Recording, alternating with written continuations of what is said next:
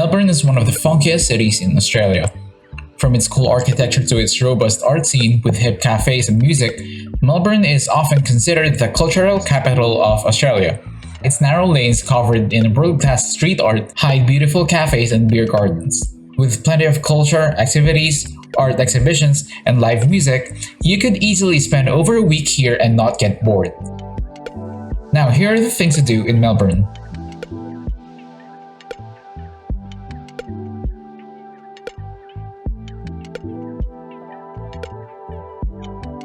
Take a street art tour.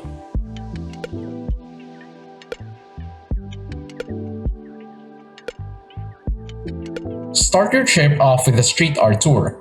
It's pricey at $69 Australian dollars, but the cost of the tour helps support local artists. I learned so much about the art scene in the city and developed a much deeper appreciation for why Melbourne attracts so many artists from around the world. I can't recommend this tour enough. If you're on a tighter budget, take a free walking tour around the city instead.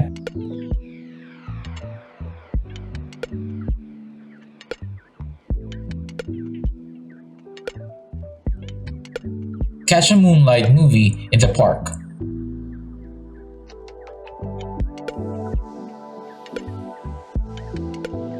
During the summer, there are nightly movies in the Royal Botanic Gardens. You can bring your own food and drinks and have a cozy picnic while watching some great movies. Think of it like going to the drive-in but without a car. Just make sure to check the weather in advance and to bring a blanket to sit on as well as a sweater. They will cancel if it rains a lot, but not if it's light rain, so be sure to bring a rain jacket if the weather doesn't cooperate.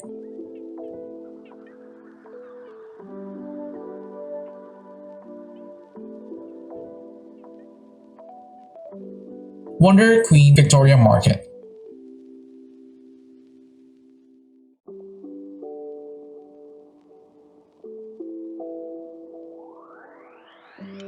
This outdoor market is the largest open-air market in the Southern Hemisphere. Made up of both indoor and outdoor areas and occupying 2 entire city blocks.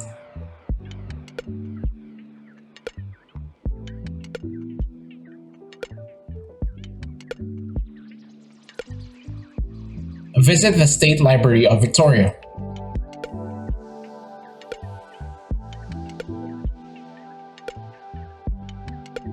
The State Library of Victoria is a historic institution that welcomes over 8 million visitors a year. Originally built in 1856, the library has grown into an event space that's a source of pride for city residents. Come here before it opens and you will see a queue of people ready to pounce on the open desks. The famous central rotunda, with its octagonal shape, original dark wood furniture, and book-lined walls, is definitely something not to miss.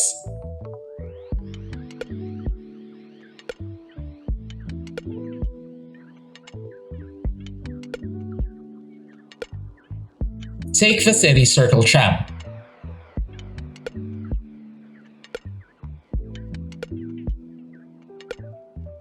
The City Circle Tram is a free hop-on, hop-off service between Melbourne sightseeing attractions. The route includes Federation Square, the Old Treasury Building, Parliament House, and the Princess Theatre. There's a running recorded commentary as you pass or stop at a place of historical, cultural, and architectural significance. It's a free, fun way to see the main sites and get a feel for the city without having to spend any money.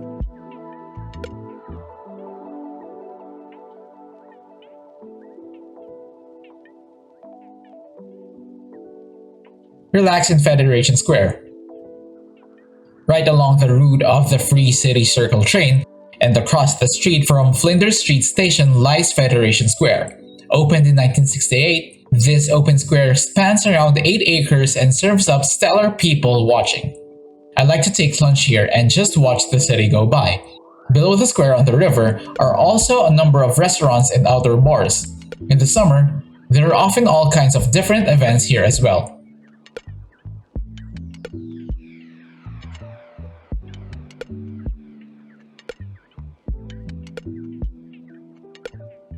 Visit the National Gallery of Victoria.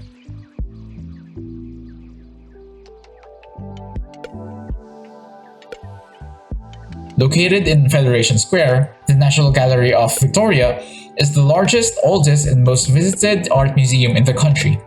It's home to over 75,000 works, including modern and contemporary art, sculptures, paintings, and works from Aboriginal and Indigenous artists. You can see pretty much everything in a couple of hours. It's one of the best free activities in the city.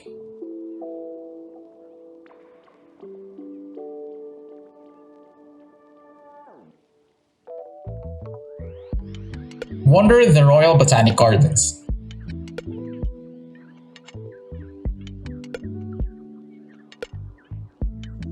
The Royal Botanic Gardens covers 86 acres and is home to over 8,500 different plant species, including flowers, shrubs, and trees from across the country and around the world. Hanging out here and wandering around is one of my favorite activities in Melbourne. It's walking distance from the city center and is a nice place to spend some time strolling around, relaxing and reading. Free guided walks or self-guided tours are also available from the main visitor center.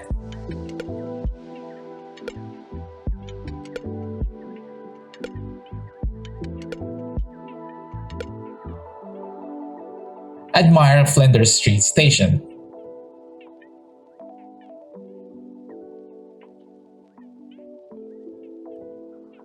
Opened in 1854, Flanders Street Station is a major landmark and popular meeting place in central Melbourne.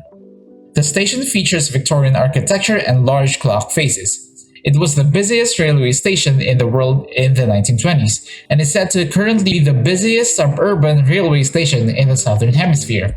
It's a lovely imposing building to admire, and free too.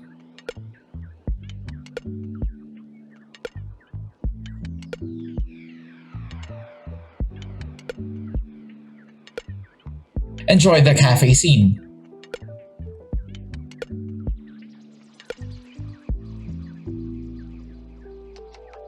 While I'm not a coffee drinker, even I could see that the cafe and coffee culture in the city is a part of its soul. Everyone here loves to have coffee and a snack while doing some work or chatting in some arty cafe. You can also take a cafe tour with Melbourne Coffee Tours or Cafe Culture Walk to learn more about why Melburnians love their cafe so much, and then spend an afternoon with a good book at your new favorite spot.